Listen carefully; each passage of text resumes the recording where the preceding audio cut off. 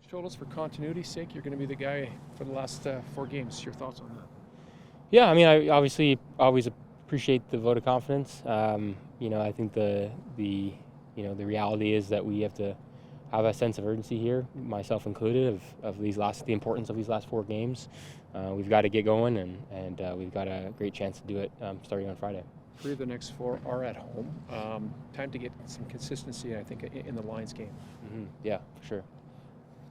Can you put your finger on it? Like, so good against Ottawa, so good against Montreal, and then Toronto was just came out of nowhere. Wow, Yeah. it's like, who is this football team? Yeah, we're trying to piece it together ourselves. I think at the end of the day, it just comes down to being able to play a complete game. Sometimes you're not always going to start off real strong and be able to drive down and score on your first possession. We've been very successful this season when we've done that, but we have to find a way to rebound when we don't, and be able to play a complete game. And that's what all the good teams, around the league and all around football do, is that they're able to play 4 quarters, and you're, as an offense, you're able to help out your defense and give them a break and put some drives together. So we definitely got to do that, just execute a little bit better.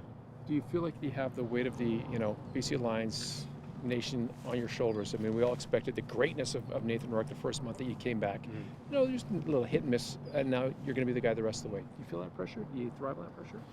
Yeah, I mean, try not to think of it that way. I think we've got a great opportunity here in front of us, and I'm happy to be, in this position and excited about it, and always appreciate the fact that I'm playing football. And but right now I'm really just focused on Hamilton, and they're playing really good football right now.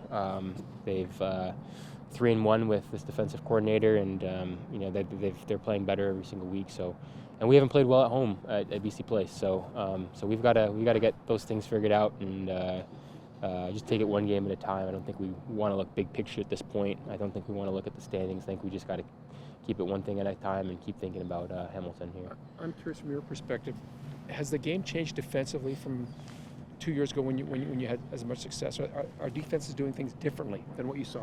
Yeah, I think every year there's some evolution. I think that based off of what the offense is doing, or maybe vice versa, you have to come up with new things and do things differently just to, gain a competitive advantage. And so I think there's definitely some little things here and there.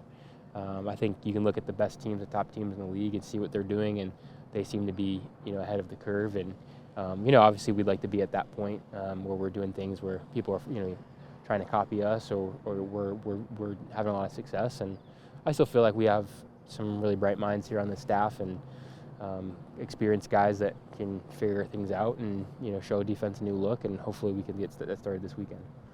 Nathan, do you think you guys maybe have to do a little better job of making in-game adjustments, because you weren't getting a lot of time against Toronto, and I'm not sure if I saw adjustments in the second half to change that. Do you have to do a better job of adjusting in-game?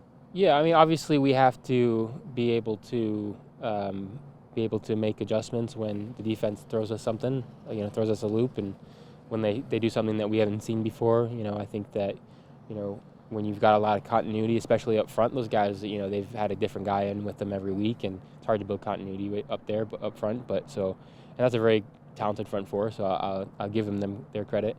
Yeah, we'd obviously love to be able to get that done. It's easier said than done, but again, hats off to them. We'd love to get the ball out of our hands sooner as well as quarterbacks, and I think a lot goes into that, and more so than just talking about it and drawing it up on a whiteboard. Is this a bye-week product we got going on here? Is this a playoff period we might get going? No, I'm just getting lazy. Just getting lazy. Thanks. Thanks. Appreciate it.